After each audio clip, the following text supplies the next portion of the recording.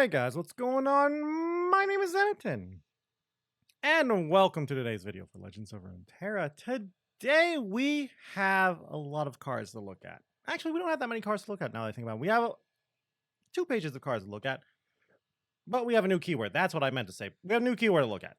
Uh, and I'll say this, I like it. High impact keyword, pretty value oriented. I'm a big fan. So, enough talking. Let's actually look at the cards spoiled today and talk about the keyword as well. So, here we go. We'll talk about the keyword when it shows up. But for now, let's talk about these cards really quick. First off, Babbling Balladeers. Okay, 3 mana, 2/4. That's a fine, and in fact, not even just fine, that's a pretty decent and good stat line for a 3-drop. Got Yordle tag, so, Yordle synergy, if Yordle synergy ever shows up. When I'm summoned, create a Hungry Owlcat in hand. Hungry Owlcat, as we can see on the left, is a 1 mana 2/1 that's a Fae, it's a Fae synergy, and it has Spell Shield. Kind of an annoying card here. Is this good? The Owlcat's fine. It's a serviceable card. Honestly, a 1 mana 2/1 with Spell Shield is already a decent card on its own. I assume we're not going to actually be able to put Hungry Owlcat on our deck because there's no rarity gem at the bottom of the card, like actual cards that you can put in your deck. So, yeah. But I would consider playing a 1 mana 2/1 Spell Shield in the right deck. I don't think it's great enough to warrant a spot in a deck, but it's a pretty good card to get just from playing other cards. Does that mean the Balladeers is good? Well, probably, in all honesty. Let's look at it. Decent stat line. It generates a card, creates a card, so it helps with the create a card synergies that we've seen in previous cards. The Owlcat with its Spell Shield is actually fairly good at defense. Being able to get around, or being able to stop, say, or block, Make It Rain, not die, I guess, to Make It Rain, Vile Feast, Parlay, Withering Wail, etc., etc.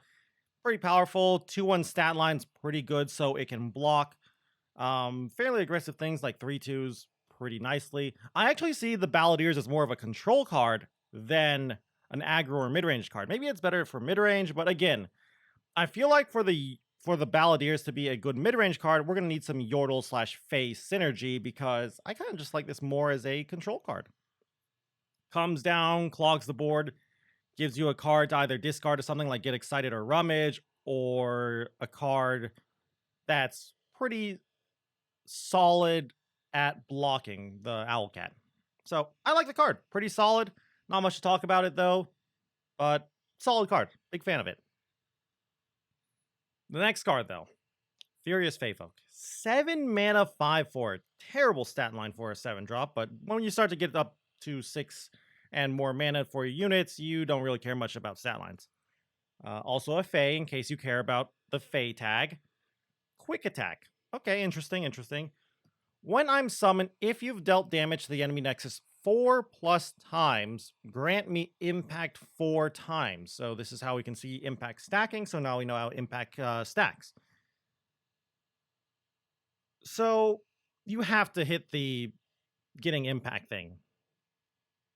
So if you don't hit impact, if you don't get the impact, this card's bad. Just objectively bad. I think no one's playing a 6 mana 5/4 quick attack, or 7 mana 5/4 quick attack. It's terrible, unless for some reason Face Energy is nuts. But yeah, let's see here. How is a 7 mana 5/4 quick attack impact 4 sound? Still, honestly, kind of bad. 4 health is really small, especially for a 7-drop. Merciless Hunter says hello. Black Spear is not as popular anymore, but it's still played whenever Shadow Isles mid-range is good. I'm just not a fan of this card. I think for the kind of aggressive mid-rangey deck that would play something like this, like Impact 4, whatever, quick attack guy, I feel like they'd have other late game cards they'd want to play besides this. So I'm not a big fan. I really can't see the kind of deck that would play this. I feel like this card is mostly just here for expedition, in all honesty. Um, but maybe there is an impact matters deck. Maybe a champion will show up where it's like, if you impact enough, do a thing, and then you'll want to play this. But it's still 7 mana. It's really expensive for not that much. Like, I feel like I would play this for 5 mana, but not 7 mana. 7 mana is way too much mana. But maybe, again, like I said, maybe some weird phase synergy or impact matters synergy would make it playable. Next card, a Targon card. And I'll be honest with you, I don't like it. Battle Bonds. 4 mana slow spell. Grant 2 allies +2/+2. Very simple card. Okay. That's all I really have to say about this card. It's just like, okay. Yeah, like, I don't like it. I'm not a big fan of slow spells in the first place, especially spells that add stats. Sure, you can argue, well, the stats are permanent, they're not temporary, so there's that. I'm like, yeah. And it is, in total, I guess, like, what? 8 stats for 4 mana, which that's a lot of stats for 4 mana, but if you, I think if you fall into that kind of logic, that's kind of like a trap, that's bait. Thinking like, wow, that's a lot of stats for the mana. Yeah, but it's really hard to cast. Not because it's 4 mana, like it's actually kind of cheap, but you need to hit a very premium target for this card. Basically, think like elusive. So I guess Zoe, maybe a quick attack unit. So Yasuo, maybe.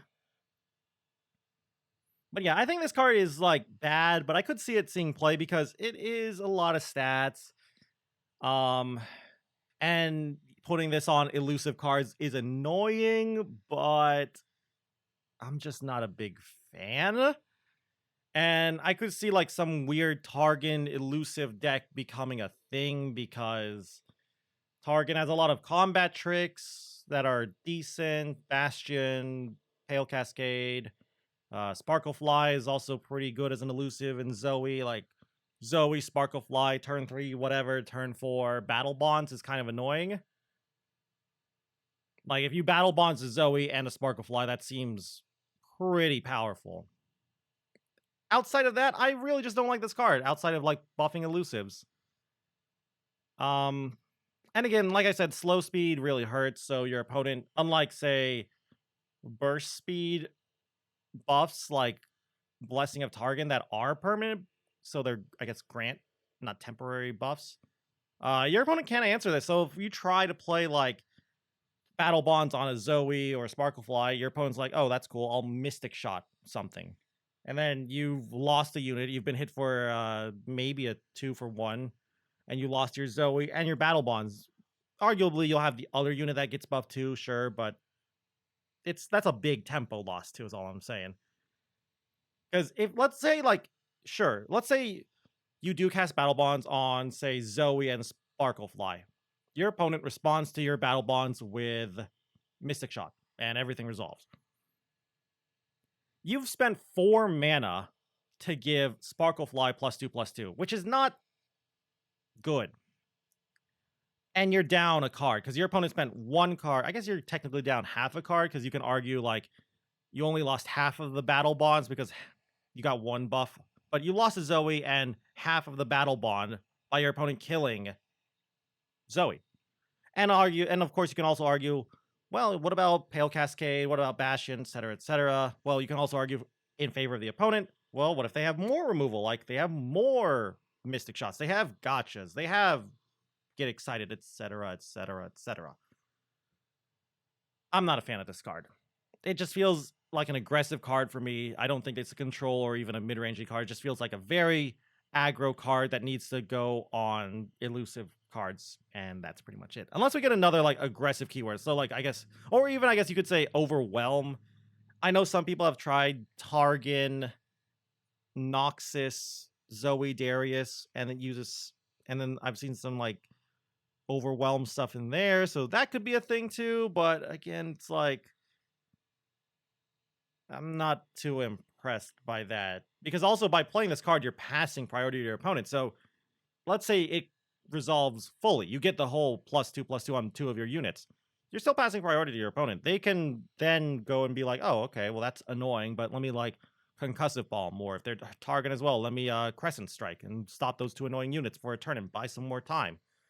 Let me ruination, maybe avalanche, maybe something else, whatever. Play some chump blockers or something. So I'm not a big fan of it. I just don't like slow spells that are buffs. I'm not a big fan. At least if it was fast speed, you can use it in response to a removal spell, but at slow speed, I'm not a big fan of this. Now then, the last few cards and the new keyword, Manifest. Now, before we talk about the cards, Manifest specifically says is pretty much discover from Hearthstone. Create in hand one of 3 randomly selected cards. So you will see 3 cards and you choose one and it goes in your hand. So think like Invoke, but instead of Celestials, you get other stuff. The only Manifest card we've seen so far is this one, the Lopping Telescope. 2 mana, 2/1, play Manifest a random Celestial that costs 3 or less, Epic, or multi-region follower. Okay, I like it. I'm a big fan of it. My only worry is that it's a Targon card. It's technically a dual region card, so I guess it could also, well, multi-region is what they're calling them. So you could technically Lopping Telescope into Lopping Telescope, which is cute. But Targon's a little full on 2-drops. I said this back when Blue Sentinel was revealed. I was worried Blue Sentinel would see play. It did. This thing I think is a lot better than Blue Sentinel, though, in terms of power level. But between things like Mountain Goat, Solari Shield Bearers, and Blue Sentinel now, Lopping Telescope has a lot of competition. I still think it's going to be played, though. This thing is pure value. And if you are confused with the wording, the way I think Lopping Telescope works is it will show you 3 cards. The first one will be the random Celestial, the second one will be the Epic, and the third one will be the multi-region follower. I've seen some people say maybe it's going to just show you, like, completely random. So you could see, like, 2 Celestials and an Epic and no multi-region follower, or just 3 Epics and nothing else, or 3 Celestials and nothing else, etc., any combination. I've seen other people say, like, maybe it'll be like Scattered Pod. You'll have a choice first to see, like, 3 Celestials, 3 Epics, or 3 multi-region followers, and then you'll see another page where you can choose from one of 3 Celestials, Epics, or multi-region followers. I don't think it'll be that. I think it's going to be the way I said first, which will show you 1 Celestial, 1 Epic, and then 1 multi-region follower. That's what I think. So, lots of RNG. I know a lot of people are upset about this card, mostly because it's very heavy on the RNG, but I like it. It's a powerful card. Targon's kind of in the dumpster right now, needs a little bit of help. So, I like it. Also, it really, really helps out. It's not, since it's a multi-region card, it really helps out Bandle City. Solid 2-drop for Bandle City decks too. Just really good value overall. The random Celestials are usually always good, as we've seen from Fangs, Equinoxes. Sure, Serpent's been nerfed, but Serpent's still okay. Moonglow, Crescent Strike, etc. They're all pretty good. The Doggo, drawing cards. The Epic can just give you a win con right away. Things like Howling Abyss, Commander Ladros, War Mother's Call, etc. You can even, there's even some life gain in the Epic pool, if I remember correctly. I think there is Go Hard, Eye of the Dragon, and I'm pretty sure there's one other way. I think Fangs is an Epic card too. So that's kind of a cute little value train. You Lopping Telescope, you find a Fangs, you play Fangs, etc. So I like this card. And then you have the third option, multi-region follower. You can always hit the telescope. There aren't that many multi-region followers at the moment, so that one's actually going to be kind of more consistent than the random Epic. So that's kind of cute too. I'm ready to see people just play telescope into telescope into telescope over and over and over and just get a huge value train. Also, quick note, it is a Fae, so if there's any Fae synergy, that would be just little icing on the cake there. Just a little extra bonus there, so that's kind of cute too. But yeah, I'm a big fan of this card. Love it. Targon's really needed some more help. A little worried about that 1 health though, especially now that Make It Rain and Parlay are popular, but it's fine at the very least, even if it dies to say Make It Rain. At least it replaced itself with something in hand. And if you're getting some Make It Rain deck, you'll probably choose like something to keep fighting for the board from the 3 cards you see if you see one. Great card. But I love these value cards, so of course you know I would love it. Now then, the last card, the next card. Bandle Commando. 2 mana, 1/2. It's a Yordle as well, so Yordle synergy. Elusive. Nexus Strike, create a Hungry Owl Cat in hand. It's the 1 mana, 2/1 Spell Shield card we saw previously. Kind of an annoying card. How good is this card? I actually don't know. We've seen 2 mana, 1/2 elusives are pretty annoying to kill because it's a good stat line for a 2-drop elusive. Basically Young Witch, in other words. Yeah, I'm scared of this card as a control player. Thankfully though, the Owlcats aren't too scary, if that makes sense. So we got that going, but that's a lot of value being generated, but I don't know. Also, I guess you can also argue this holds buffs really well, so you got that Targon buff spell we just saw too to buff this thing, and then you got a 3/4 that's generating 2/1 spell shields, and just becomes a really annoying card. But I'm a little worried about this card, but I'm not too worried because it's only a 1/2. It's not that scary. Plus the 2-drop slot in elusive decks is kind of filled by Greenglade Duo at the moment and Navori Conspirator. Sure, this is in Bandle City, and those cards are in Ionia, so maybe there will be a non-Ionia Bandle City plus something else elusive deck, like a Bandle City Targon elusive deck. I could see maybe becoming a thing, but But yeah, that's all for the cards today. Only like 6 cards, technically 5 because the Owlcat's not really a collectible card. But I will say that, oh yeah, and I guess we got also the new keyword. I will say this, I love the Telescope. Telescope is great. My favorite card so far. I know I said that Draw 2 from yesterday was my favorite card, but this is now my favorite card. The value alone is just great. And I love Manifest too. Sure, it's RNG and stuff, but even back when I played Hearthstone, Discover was probably one of my favorite things about the game. It's just fun. Like, that's the thing. It's a fun mechanic, and Manifest seems fun if Riot learns, in my opinion, if they learn their lessons from Blizzard and Hearthstone and they don't go too crazy with the RNG. Because at the very beginning, Discover wasn't too bad. So as long as they hold it in rain and they don't go crazy with the RNG, I'm fine with Manifest. Now, of course, RNG can just win you games. You can be like, oh, I found RNG winning game from this Manifest card. Sure, but card games. But yeah, I can't wait to see more Manifest cards. I hope we get like maybe a Manifest champion too. That would be really cool. Maybe this is an indication too, since it's a multi-region card. Maybe they're trying to set up some Bandle City Targon control. You even got that card draw we saw yesterday too. So I could see some like weird Zoe, Aurelian Soul, maybe in Bandle City, pairing up with Bandle City for some cool control deck. Maybe remove Zoe or Aurelian Soul for an upcoming champion from Bandle City, like maybe a Vagar deck, maybe a Vagar control deck, perhaps. But yeah, that's gonna be it for today's video. Maybe I'm wrong on some of these. Maybe you disagree and think some of these cards are pretty good. Maybe you think that Targon buff spell is pretty good. I'll be honest with you, I don't think it's good, but maybe I'm missing out on something here. Maybe you think it's insane. I'd love to hear your opinions on any kind of cards down below, whether you agree or disagree with me, and your reason why. Maybe you hate Manifest and you just don't like that it has a lot of RNG. I'd love to hear your reasons why as well.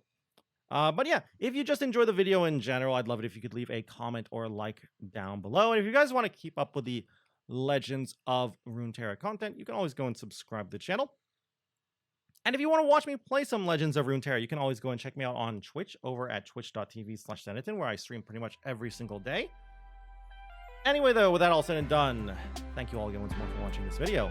And until I see you guys in the next one, bye!